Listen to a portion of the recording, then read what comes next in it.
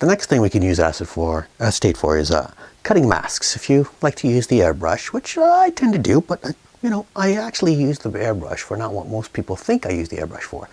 I mostly use the airbrush for softening transitions or darkening shadowed areas or making color changes a little more of a subtle transition between each other by doing a light dusting. So from time to time, if you airbrush, you're going to need to cut a mask. You can use acetate. In fact, in college, I used acetate almost exclusively, and I have no idea why. Acetate is a real pain in the butt. It's very brittle, but it's very, very thick and tough and hard to cut, and it's hard to cut accurate cuts. I have two ways that I cut masks if I want to do a little bit of airbrushing, and they're very easy. The first way I'm going to show you, I use 99% of the time. The second way, I use 1% of the time. The first way is I actually do a printout, size as, of the painting I'm doing. I can then cut the area I want to protect and leave the area I want to airbrush exposed. This just created an instant mask and protected the bare area and the upper wood where I didn't want airbrush. And now I can take my AB Turbo, let's grab that puppy, and I can use the page as a mask and airbrush into that area then. Okay, so it is the quickest and easiest and most accurate way to cut yourself a mask. Now, if you don't want to hold it, you can also use coins, any kind of coins. I'm up here in Canada, we have these big heavy loonies and toonies. They're perfect for it. You can use quarters, dimes. You can actually buy a weight set at any art supply store that's designed for keeping down acetate masks and cut masks. So that is the easiest, the number one way I use. Now if that doesn't work, or it's a very intricate area that I want to cut, I'll use a little piece of film that's called Frisket. Now, just to give you an idea of how much Frisket I use, I bought a roll of Frisket, which is supposed to be a 50-foot roll of 24-inch Frisket.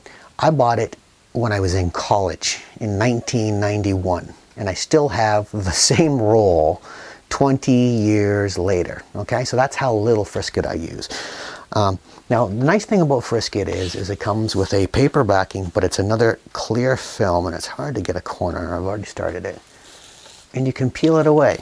Now the nice thing about Frisket is it'll lay down flat. You brandish it, it'll lay down flat onto a surface. Okay? And then you can take an X-Acto blade, and the key to this is a brand new blade and with a very light touch. I can then, let's say I wanted to airbrush just airbrush a section here in the wood. So I didn't want any of the bare to get touched. Well, what I can do is very lightly with the X-Acto blade, follow the line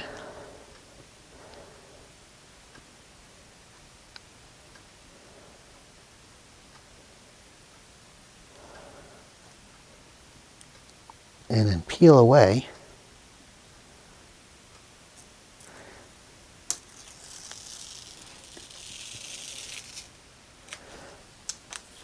The area I want to airbrush, and it'll leave a nice protective mask against the area that I don't want to airbrush. That's what makes Frisket dynamite.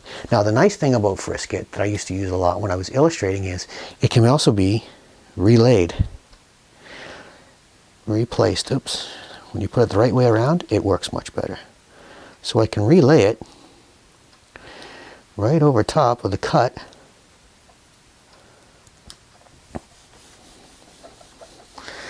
and brandish it right back down. The nice thing about this Frisket is that it'll re-stick 10 to 15 times of bringing it up and putting it down and bringing it up and putting it down. And that worked well back in my illustration days when I was doing a lot of airbrush pieces like Phantom Views and all that, where you wanted to pick up the Frisket and rebrush it. But that's the nice thing about Frisket. And the other nice thing is, now that we've relayed the bottom, say now I said, oh, well, you know what, I really wanted to downtone the arm. Well, now with that bottom piece relayed, I can bring up the top piece, and now I've masked the wood and left the upper. So that's the nice thing about Frisket, and it also relays quite nicely, and it relays flat. And the nice thing is it's translucent, so I can, or transparent, sorry, and we can actually cut along the edge that we want. And once it's removed, as long as you went with a nice light touch, there's no cut, there's no nothing, and you're good to go. So those are the two ways that I use masks. I would suggest that you try and use the cut. Frisket is a pain in the butt. It's nice to work with, but it's a pain in the butt, and it's not very cheap at all. I believe that roll cost me well over $50, so it's not cheap, whereas the printout costs a couple of cents for the printout, and you've got an instant mask. Okay, so those are two quick render ways of how to lay a mask.